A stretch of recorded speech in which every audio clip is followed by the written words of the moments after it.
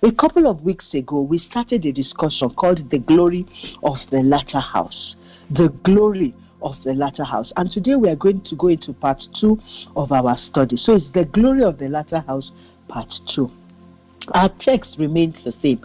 Haggai chapter 2, verse 9. Haggai chapter 2, verse 9. The glory of this latter house shall be greater than of the former, saith the Lord of hosts. And in this place will I give peace, saith the Lord of hosts. As we said, we began this discussion a few weeks ago. And we looked at scriptures that showed us that God wants our latter end to be much better, much greater than wherever it is we began, from the beginning of our lives to the end, and also each season that we go through. The Bible also told us, which we learned that time, that the better of the end of a thing is better than the beginning. The Bible said better is the end of a thing than the beginning. And another scripture said, though your beginning may be small, yet our latter end shall greatly increase. Now, God means that wherever you may be now, He wants by tomorrow, your tomorrow will be much better than today. Like He said in Isaiah chapter 3, verse 10. Isaiah 3, verse, it says, say ye to the righteous, it shall be well with him, for he shall eat the fruit of his doings.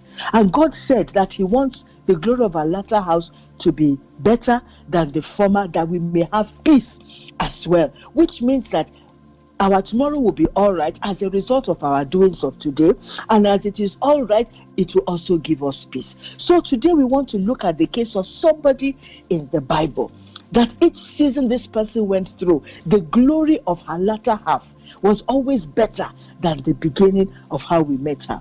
And this is a well-known story, but we will read it. It's in 2 Kings chapter 4, verses 8 to 17. 2 Kings chapter 4, verses 8 to 17. And I read, and it fell on a day that Elisha passed to Shunem, where was a great woman, and she constrained him to eat bread. And so it was that as oft as he passed by, he turned in thither to eat bread. By the way, I'm reading from the King James Version, verse 9. And she said unto her husband, behold, now I perceive that this is an holy man of God, which passeth by us continually.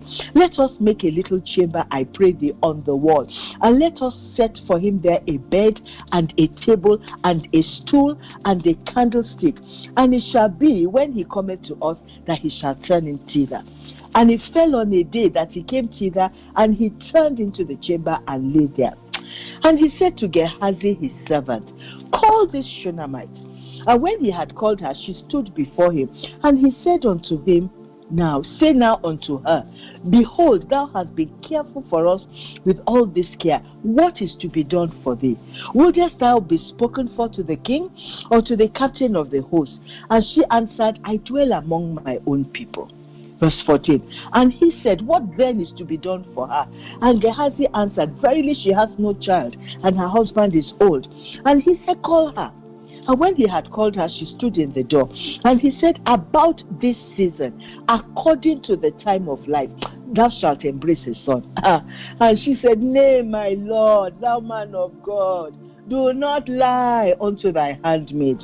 And the woman conceived and bare a son at that season that Elisha had said unto her, according to the time of life. We are going to examine 4 scenarios in this woman's life, and then look at what she did that caused the glory of her latter house to be greater each time. But let's first meet the woman in question. She was a great woman. It's the Bible that called her a great woman. She was also a married woman.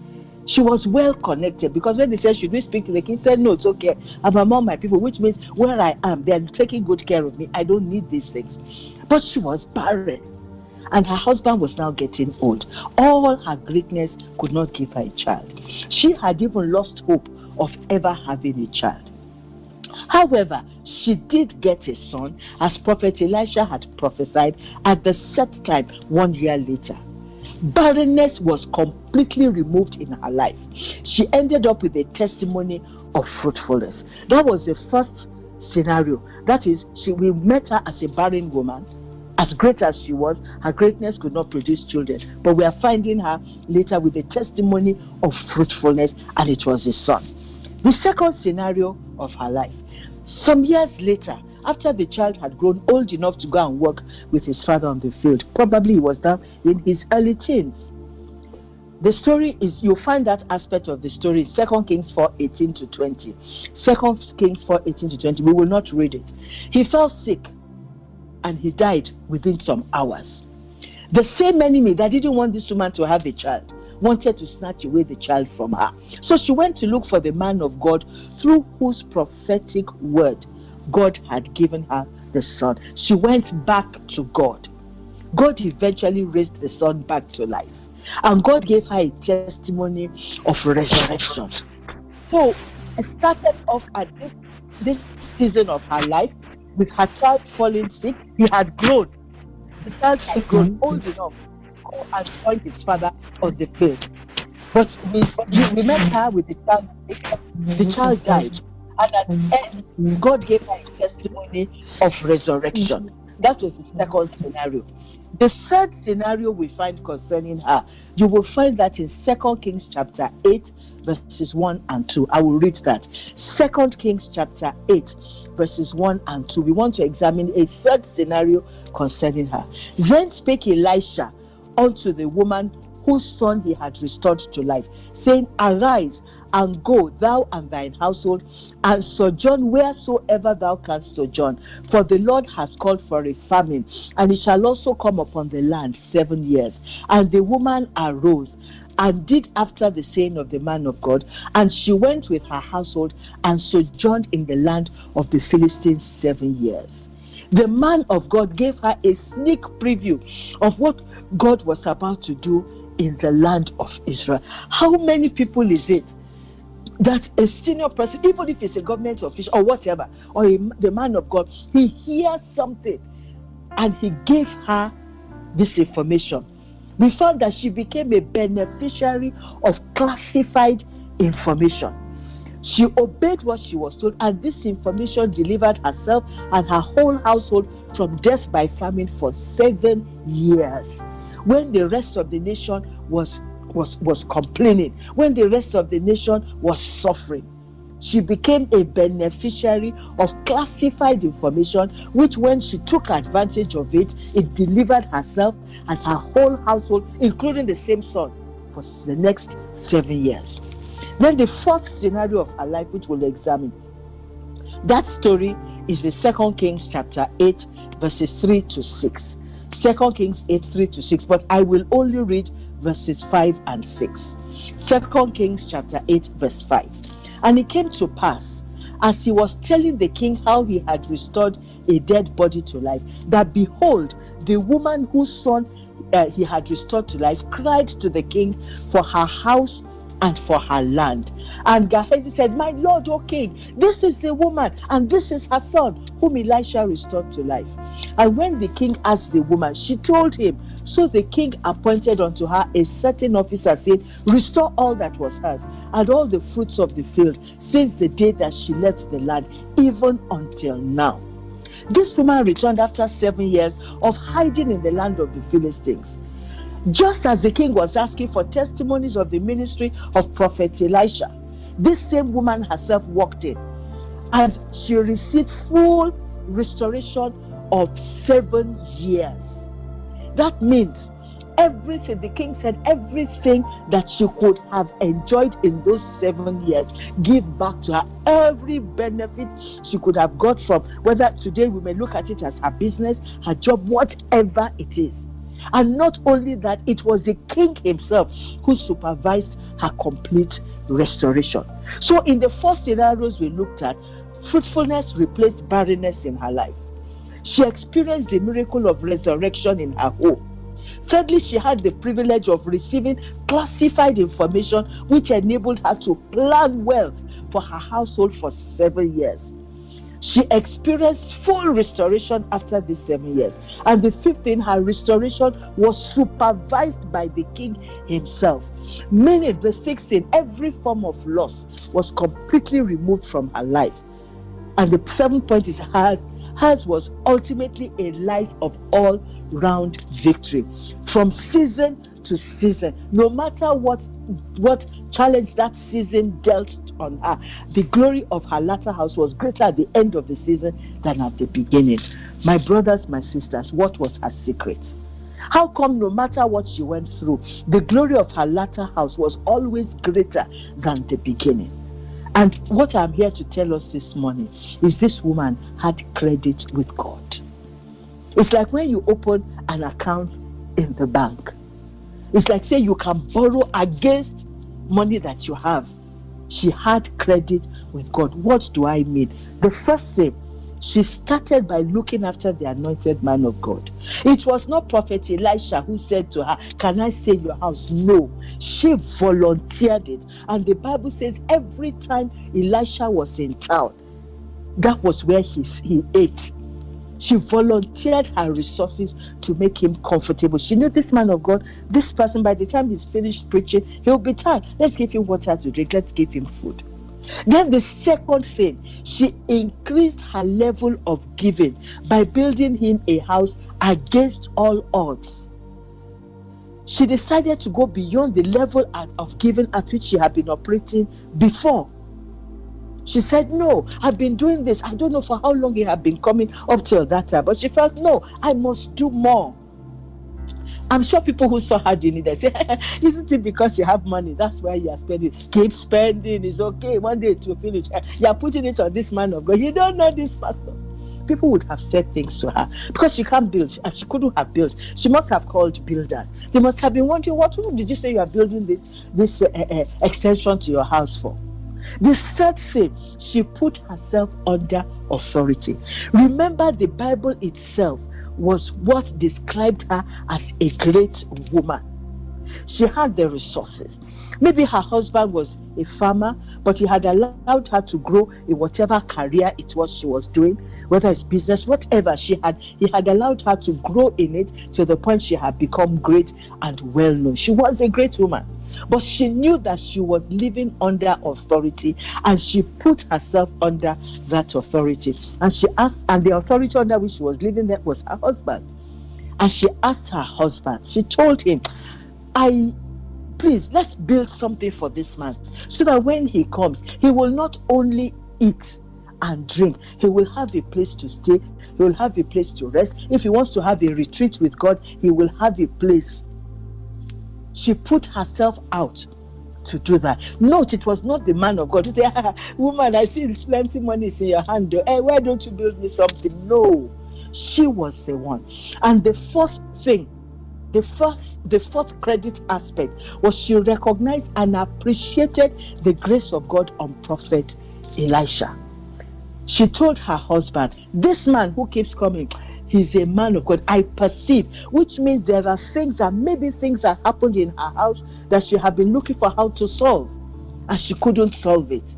And then she suddenly found, something has changed. No, something is not the same. No. This man who's been coming is a true man of God. And she decided to leverage on the grace. She appreciated, she recognized it and appreciated the grace of God. So many times, brethren, we see men of God, but we don't appreciate it. And we see that they are genuine men of God. Not men of God who are preaching because they are hungry. Genuine men of God. So because this woman had credit with God, God could not afford to let her lose her miracles. So God allowed her to draw on her credit. First of all, when the man of God said, "You will have children," this woman had given up. She did not believe she could ever have children again. But God decided to override her doubts. Her doubts of the possibility that, see, my husband is old. Even me, myself, I'm not a small girl. I'm getting old. Will I ever have a child? But because of the credit she had with God, God overrode her doubts. God says, "The just shall live by faith." And he said it 4 times in the Bible. So God wants us to live by faith. But there are times when, for reasons best known to God himself, he will override your doubt just to prove that he's God who is sovereign.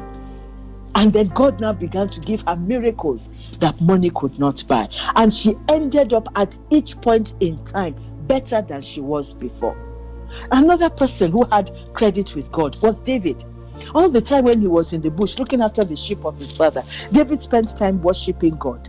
David will play instruments. He will compose songs of worship to God. He will prophesy. So when he was faced with the Goliath, with the devil, when he was faced with the devil in the personality of Goliath, and he knew that one could give her problems, could give their nation problems.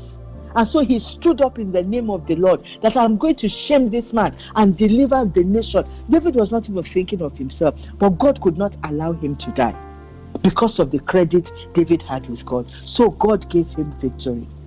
So my question to us this morning, do you have credit with God? Do we have credit with God? Is there anything that God can say, because of this, no matter how difficult the situation this person may go through, I will make sure that the glory of the latter house is greater than the former. This woman was not the only person in Shunem. She was not the only person in Israel, but she was one of the few women whose work and testimonies of their lives made it into the Bible. My question that each of us should ask ourselves, what is it that we have done or been doing in the name of the Lord and with purity of heart? What we are doing, whatever it is it in the work we've been given to do by God, or is it even in our daily work in our office? Because whatever the Bible says, whatsoever we do, we should do as unto God and not unto men. So even in our offices, we are working as unto God. Are we working out of purity of heart? Are we serving because we love God?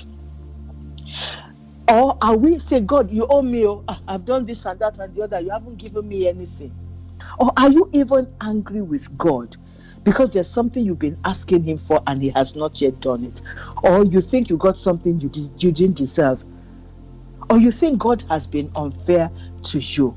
We need to examine our lives.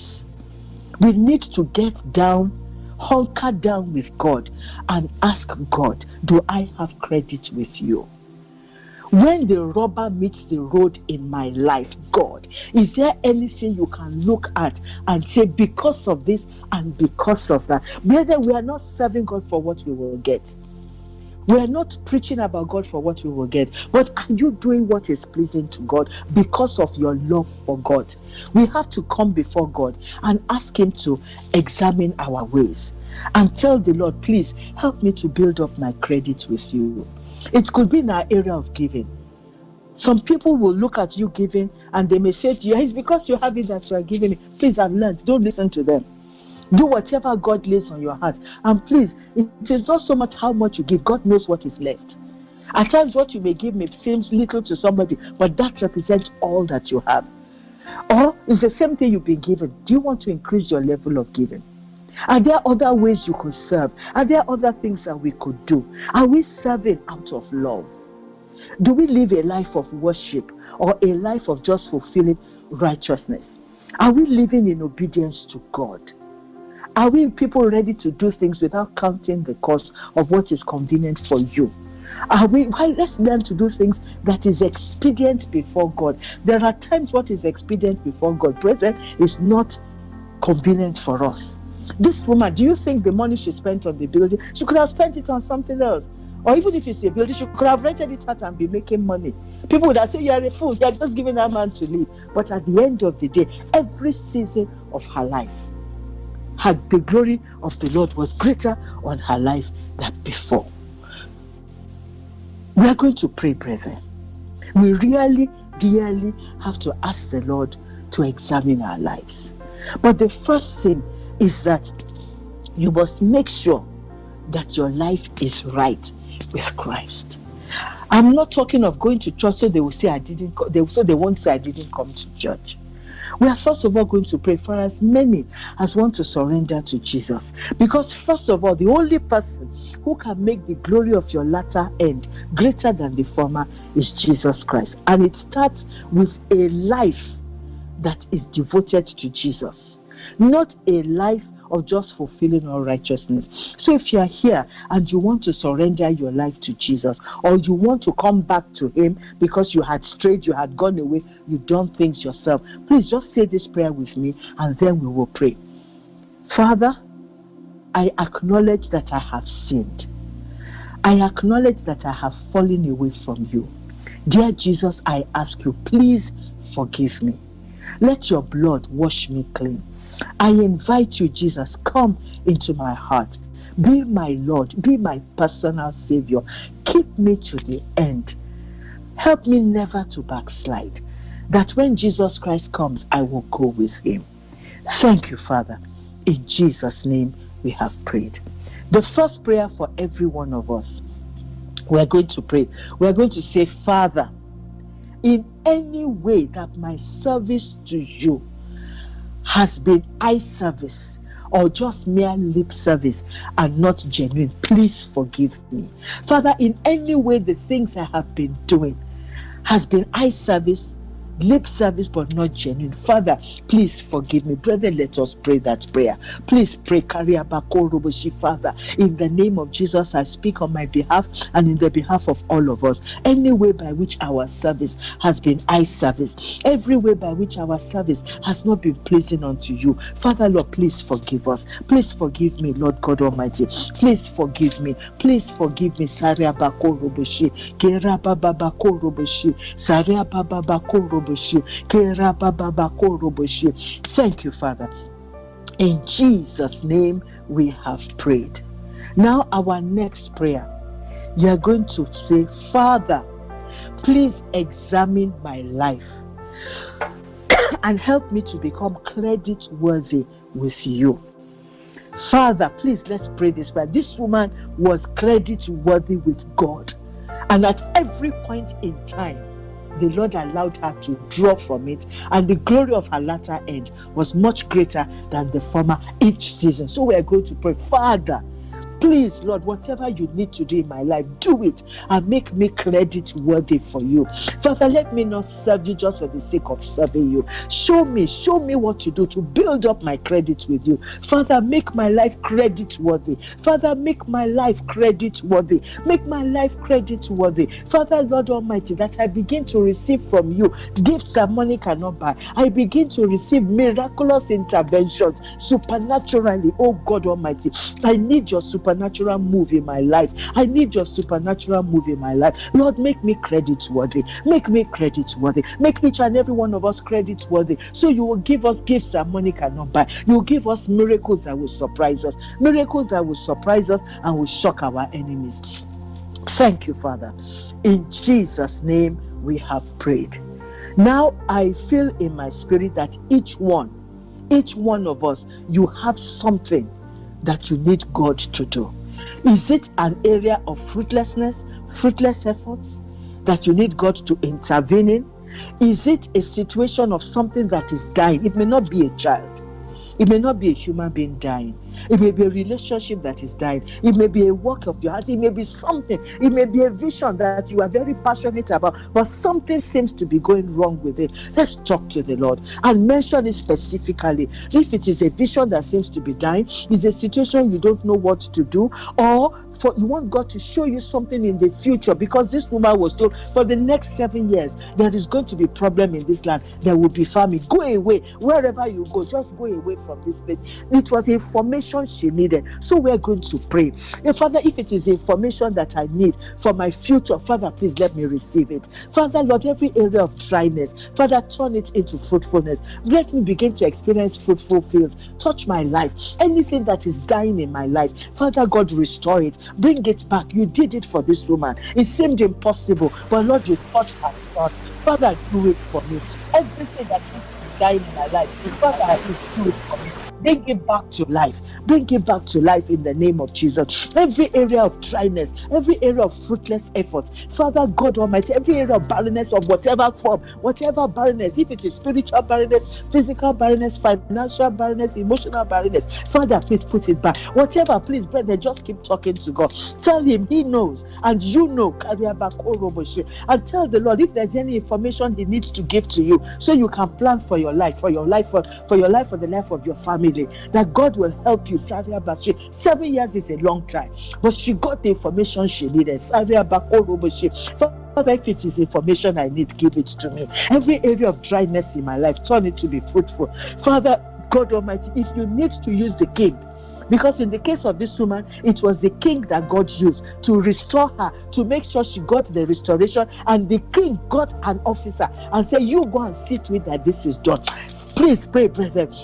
If God needs to raise up a king, if God needs to raise up a high officer to supervise and will not leave you until you've got all that what God wants, talk to God about it. Talk to God about it. Father, if you need to raise up a king, even if it is the head of state, you did it for her. You did it for her. It was the head of state himself who got interested in her case. Father, if it is the head of state, then get him interested in my case and resolve it for me. Make him make a law that will be suitable for me. Father, whatever it is you need, every area of dryness, every area of fruitlessness, every area of barrenness, every area of death, whatever it is that is dying. Is it a vision that is dying? Is it an aspect of my work that is dying? Is it a body part that is dying? Whatever it is, bring it back to life. You restore this woman's child, Father God, in a miraculous way. Father, give me blessings. Give me testimonies that money cannot buy. Thank you, Father. In Jesus' name we have prayed. Our Father and our God, we want to thank you. Thank you because it is your desire that the end of our lives, the end of each season of our lives, should be greater than the beginning. Meaning that no matter what challenge we may go through, you want at the end for it to be said that no, the end is better than the beginning. And you said that the glory of the latter house shall be greater than the former, and in the latter house we will have peace.